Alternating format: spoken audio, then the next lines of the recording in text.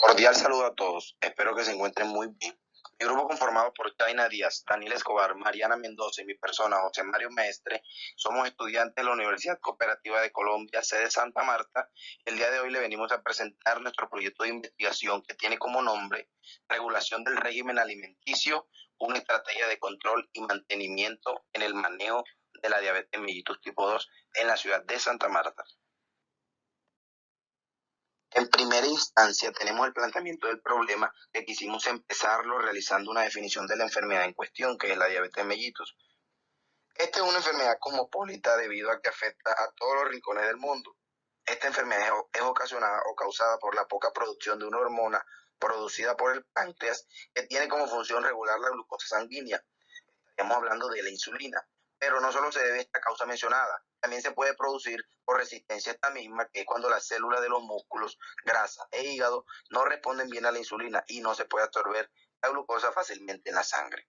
En segunda instancia, planteamos cifras epidemiológicas de la enfermedad emitidas por la Organización Mundial de la Salud, donde nos encontramos que son más de 300 millones de personas que tienen la patología. Es la novena causa principal de muerte en el mundo y más del 80% de las muertes presentadas por la misma se dan en países de ingresos bajos.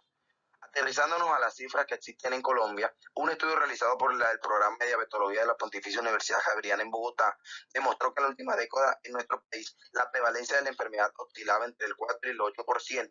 pero lo que más se destaca es la alta frecuencia de sobrepeso con más del 30%, además de que la prevalencia aumentaba en las personas mayores de 30 años. Por otro lado, en la ciudad de Santa Marta, en el primer periodo del año 2020, las estadísticas vitales del DANE aseguran que de 3.976 personas, el 4,1% padecen de la enfermedad.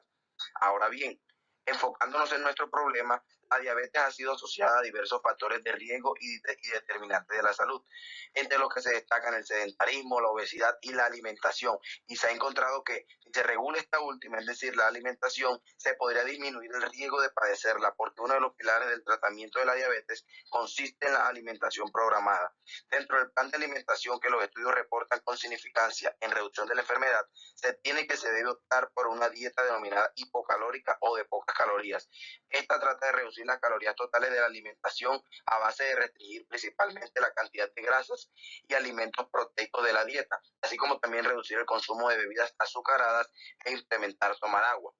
Debido a lo mencionado anteriormente, se decide realizar este trabajo de investigación para establecer medidas de promoción y prevención guiadas a la reducción de la enfermedad, porque se ha demostrado que la buena alimentación y una dieta con bajo índice glicémico puede mejorar el control metabólico en la diabetes mellitus tipo 2. Dentro de las estrategias se tienen como pilares fundamentales la educación y el acompañamiento dirigido a pacientes con esta enfermedad y a su familia, con el fin de entregar la información para la prevención, el control de síntomas y síntomas,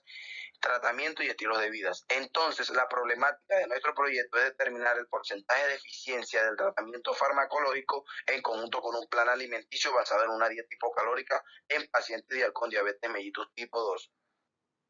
Se pretende con la justificación establecer una variable relacionada con la disminución de la efectividad del tratamiento frente a diabetes mellitus tipo 2 en individuos que han sido diagnosticados frente a esta patología y que además habiten en la ciudad de Santa Marta, resaltando la relevancia que posee el control nutricional y la regulación en la ingesta de hidratos de carbono, dos factores que pueden resultar indicativos de adherencia farmacológica y que además dependen de un determinante principal que denota falla terapéutica y es la denominada dieta, una alternativa de carácter preventivo que busca junto con los hipoglucemiantes orales disminuir progresivamente los síntomas y signos de la enfermedad para evitar posibles complicaciones, dentro de las que se destaca nefropatía diabética, retinopatía, hiperglicemia, hipoglicemia, síndrome metabólico y resistencia a la insulina, demostrando así que el tratamiento simultáneo fármaco-dieta saludable le otorga una oportunidad al paciente de mejorar su calidad de vida, la cual está centrada en proporcionarle las herramientas necesarias que le permita desarrollar determinado patrón alimenticio. Por lo tanto, lo que se va a realizar es un contraste entre individuos que cuenten con una terapia farmacológica y adopten una adecuada nutrición con respecto a aquellos que, a pesar de contar con la alternativa farmacológica, ingieran grandes cantidades de hidratos de carbono, proteínas, grasas saturadas y sal, pudiendo estos últimos manifestar un aumento en los valores de glicemia en sangre, incluso no alcanzar la meta hemoglobina glicosilada durante el control periódico, a diferencia del primer grupo, en donde los resultados lograrían ser favorables. En el marco teórico se continúa recalcando la diabetes mellitus como un desorden metabólico caracterizado por presentar hiperglucemia crónica secundaria de efectos en la secreción de insulina, en la acción de la insulina o en ambas determinantes, cursando con síntomas frecuentes como polidipsia, poliaquiuria, polifagia, astenia, visión borrosa, más una analítica de la glucemia al azar mayor o igual a 200 miligramos por decilitro, glucemia en ayunas mayor o igual a 126 miligramos por decilitro, glucemia con sobrecarga oral mayor o igual a 200 miligramos por decilitro, y hemoglobina glucosilada mayor a 6,5%. Ahora bien, en lo que respecta a su tipología, se debe adentrar en la diabetes mellitus tipo 2. ¿Qué es la diabetes mellitus tipo 2? Es una condición donde el organismo padece resistencia a la insulina, generándose un déficit progresivo de la misma. En la actualidad, representa una de las mayores problemáticas en los sistemas de salud de Latinoamérica, en donde la Federación Internacional de Diabetes estima una prevalencia de 9,2%. Esta región de Latinoamérica abarca 21 países, dentro de los cuales encontramos a nuestro terruño colombiano, que es uno de los más afectados con una prevalencia de 8,1%. Ya al puntualizar en Santa Marta Magdalena, que es el territorio a estudiar, se encuentra una prevalencia de 2,0%, estimándose un crecimiento de estas cifras de más de un 60% en el año 2040. Bueno, con la información anterior nos queda claro entonces que la diabetes va en progreso. En este sentido, los factores que agravan e inciden en la diabetes mellitus tipo 2 son la obesidad, la hiperlipidemia, la mala alimentación, el sedentarismo, el tabaquismo, el alcohol y la hipertensión arterial, siendo estas las causas más comunes de resistencia a la insulina y que junto con la cardiopatía y nefropatía puede aumentar el riesgo de sufrir enfermedad cardiovascular, neuropatía con daño nervioso, enfermedad renal crónica, catarata, ceguera, glaucoma, hipoacusia y mala cicatrización acompañada de infecciones oportunistas. Por ello es esencial seguir el control diabético adecuado para disminuir el desarrollo de este tipo de complicaciones.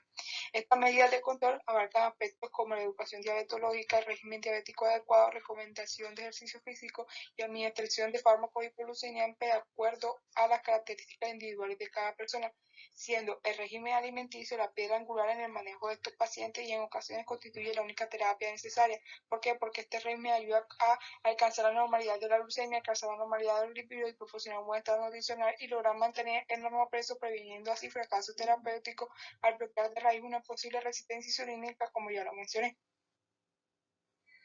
Por otra parte, es fundamental resaltar que al estructurar un plan alimenticio se debe realizar basado en la evidencia de la guía de diabetes mellitus tipo 2 para clínico, de donde se determina la influencia de la dieta en personas con diabetes mellitus tipo 2 debido a la tendencia de la alza de la glicemia postprandial. De tal manera, requiere disminuir el contenido calórico y así mismo se recomienda la pérdida de peso, eliminando el alto consumo de hidratos de carbono, sodio, proteínas y grasas que permiten disminuir diversas alteraciones. Sin embargo, por la particularidad de cada individuo, es fundamental que sea remitido a un nutricionista para adaptar el patrón alimenticio de acuerdo a sus preferencias como tradición, cultura y creencias y religión, donde el objetivo principal sea que el paciente se le permita alcanzar óptimos resultados con la terapia farmacológica. Igualmente, las personas diagnosticadas con diabetes mellitus tipo 2 deben participar en programas educacionales o diabetológicos para fortalecer el autocuidado, recibir apoyo y adquirir conocimiento sobre el tema. Un ejemplo de la forma de impartir esta educación puede ser con charlas grupales, individuales, folletos, incluso actividades lúdicas. En pocas palabras, ayuda a llevar a una buena alimentación y por ende garantizar el éxito de la terapia farmacológica. Los estudios relacionados con el plan de alimentación como una variante en el manejo efectivo de la diabetes mellitus tipo 2 denotan una eficacia en esta, determinando a la dieta como factor esencial en la reducción de peso, en la normalización de la glicemia y en la disminución de factores de riesgo dietético que favorecen complicaciones a nivel del sistema cardiovascular. Efectuada esta afirmación mediante un estudio del estilo de vida en pacientes con esta patología en el año 2017, que corroboró la implementación de un régimen dietario basado en la disminución del valor energético total, reduciendo el consumo de grasas saturadas y de carbohidratos simples. Ahora bien, según la perspectiva de diferentes análisis investigativos enfocados en el manejo de diabetes mellitus tipo 2, se establece que no hay una dieta específica para diabéticos, es decir, el plan alimenticio es individualizado en función de las características de cada paciente, recomendaciones que no buscan excluir el azúcar u otros dulces del régimen dietario, pero vuelven necesario que se limite el consumo de hidratos de carbono, proteínas animales, grasas saturadas y sales. Todas estas modificaciones en el tratamiento no farmacológico se realizan con la finalidad de evaluar la eficacia de la terapéutica instaurada, que puede comprobarse a través de los valores de la hemoglobina glicosilada. Este gran impacto del régimen alimenticio se reafirma con una investigación en el año 2019 denominada hemoglobina glucosada y su relación con la ingesta de alimentos en pacientes diabéticos tipo 2, que buscó la relación justamente entre los niveles de hemoglobina glicosilada y la ingesta de alimentos en 30 pacientes diabéticos tipo 2 en un hospital en Ecuador, en donde se contaba con los valores de la hemoglobina glicosilada del último control médico, y como parámetro dietético se aplicó un cuestionario cada 24 horas después de obtener su índice glucémico, concluyendo así que en el índice glucémico de estos pacientes influye la cantidad de alimentos ingeridos, que pueden provocar bien sea un aumento o una disminución de los valores de la hemoglobina glicosilada. Bien, ahora vamos a hablar acerca de los objetivos de este proyecto, los cuales se basan inicialmente en establecer el efecto de la dieta sobre el buen término de las medidas terapéuticas contra la diabetes mellitus tipo 2 en la ciudad de Santa Marta. ¿Para qué? Para establecer la proporción de pacientes con diabetes mellitus tipo 2 que se ciñen a las medidas dietarias adecuadas, verificando por otro lado si existen diferencias en la proporción del éxito terapéutico entre pacientes que siguieron o no un plan dietario. Y por último, tener en cuenta la tasa de mortalidad y morbilidad de pacientes con diabetes mellitus tipo 2 que implementaron o no un patrón alimenticio en el tratamiento de la enfermedad. Ahora, para finalizar, encontramos la metodología, la cual parte de la ejecución de un estudio transicional de correlacionales causales en una muestra constituida por 150 pacientes que hayan sido diagnosticados con diabetes mellitus tipo 2 entre el año 2020 y 2021 del Hospital Universitario Julio Méndez Barrenechea de la ciudad de Santa Marta Magdalena, incluyendo entre los criterios de selección a los individuos diagnosticados con diabetes mellitus tipo 2, pacientes tratados farmacológicamente contra esta patología con una dieta hipocalórica o no, residentes en Santa Marta y que sean mayores de 18 años con ambos sexos bajo aceptación voluntaria y escrita para la participación en el estudio, excluyendo a los pacientes con antecedentes como el alcoholismo, tabaquismo, sedentarismo y con negativa verbal o escrita a participar. Considerando en segundo lugar los aspectos éticos establecidos en la Declaración de Helsinki y en la Resolución 8430 de 1993 del Ministerio de Salud y Protección Social de la República de Colombia,